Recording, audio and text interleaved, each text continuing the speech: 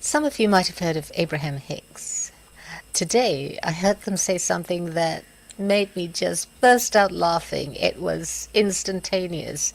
What they said was this: it is so easy to give people credit for how they behave. Even now, it makes me laugh out loud. It is so easy to give people credit for how they behave. Now, let's just talk about laughter for a moment. Why do we laugh? I mean, what happens actually? Never mind why exactly we laugh, because there are many things that, prompt us or evoke the laughter reaction or response from us. But what exactly is happening when we laugh? Well, in a phenomenological sense, and by the way, I don't want to bore you, but that's the area of philosophy that I'm working in.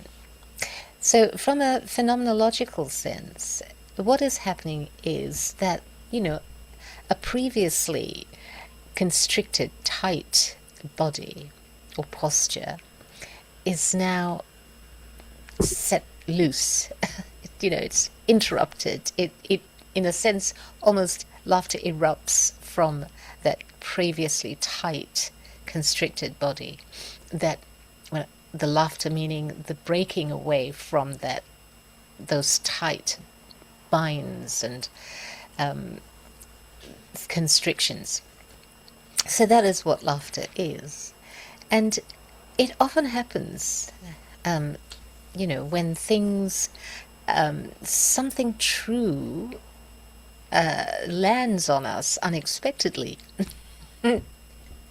At least that's one of the times when it happens.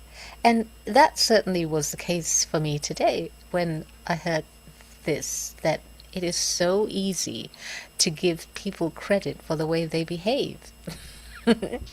Now, why does that strike me as both exceedingly funny and true? Well, what is the opposite of that? The opposite of that is, or the implied meaning that is opposite to that is that, everything that people do, all behaviors that people have, are so carefully thought through, so mindfully executed, so much in a state of presence and awareness and consciousness and choice. And I mean, speaking for myself, I know how untrue that is. I am not always present. I'm not always choosing the precise behavior. I am increasingly more aware of and more selective in how I speak. And yes, speaking is a form of behavior, no doubt about that.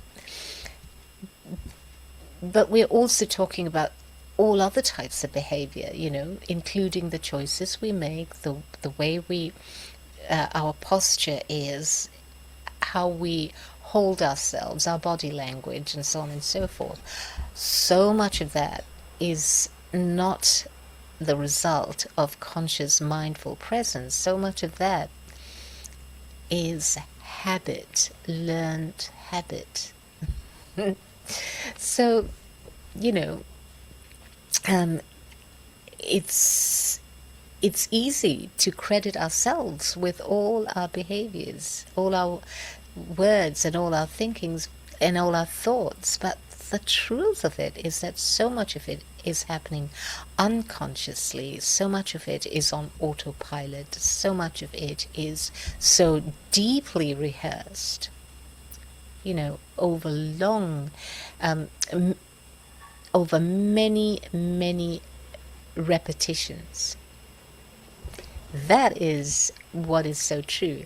And so to the idea that it is so easy to credit someone for their behavior, it's just such a gem of a truth.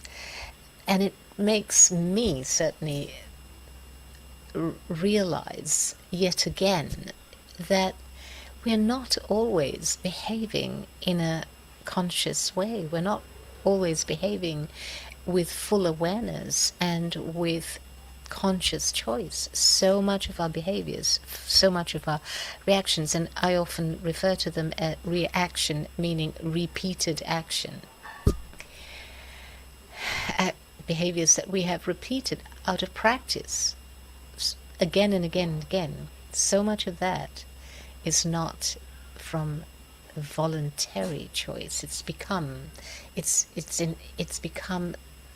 very much a pattern within us. And now some people will today refer to it as, the nervous system and how, and so on and so forth, and not wanting to discredit any of that. I mean, I fully agree with all of that, but I just feel I don't need to resort to that terminology. I prefer to express it in something that is much more ordinary and accessible, and that is, we just look at our behaviors, look at the way we speak and how we think. Why do we default to the same thought patterns, the same conclusions that we draw about things, the same judgments that we make about things? It happens, and it happens automatically. And so what does that mean in a broader and very practical sense? Does it mean that we can absolve people of any blame or accountability, that they get a free pass no matter what they do? Does it mean that? No, it doesn't mean that. But at the same time, what this is actually offering us, this idea is offering us, is that there is a bigger picture and a bigger context to this. There is a historical context to this. And when I say historical, I don't mean necessarily in terms of time, but in terms of enactment, in terms of practice, in terms of rehearsal, in terms of repetition. There is that history of repetition and the history of unconscious behavior, the history of not being fully present and aware when we are thinking and speaking and behaving.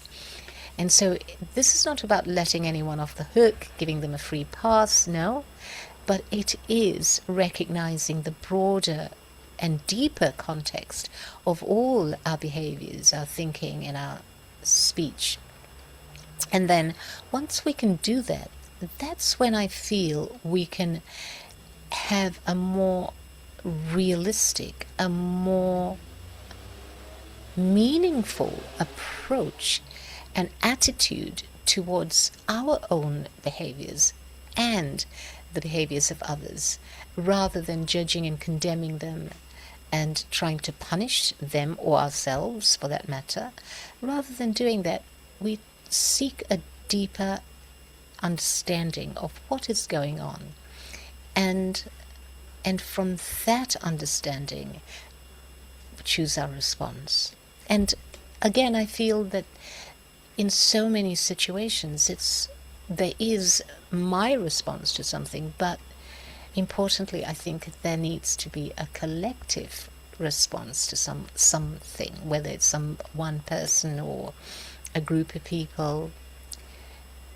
We need, I feel, when we have an understanding, a better understanding of the broader context that underlies anyone's behavior or speech or thinking, ideology, for example, when we get that broader context, then I hope that we can respond in a way that that recognizes the nature of our behaviors, and how we can then best respond, not just to the way we behave, and therefore choose more meaningful, loving, kind behaviors, but also the behaviors of others. Gosh, I didn't expect to have said all of that, but there you go. Another day and another discovery, another adventure in thinking and speaking and behaving. So, would love to hear your thoughts on this. Please share them in the comments, and wherever you are, whatever time of day or night it is for you.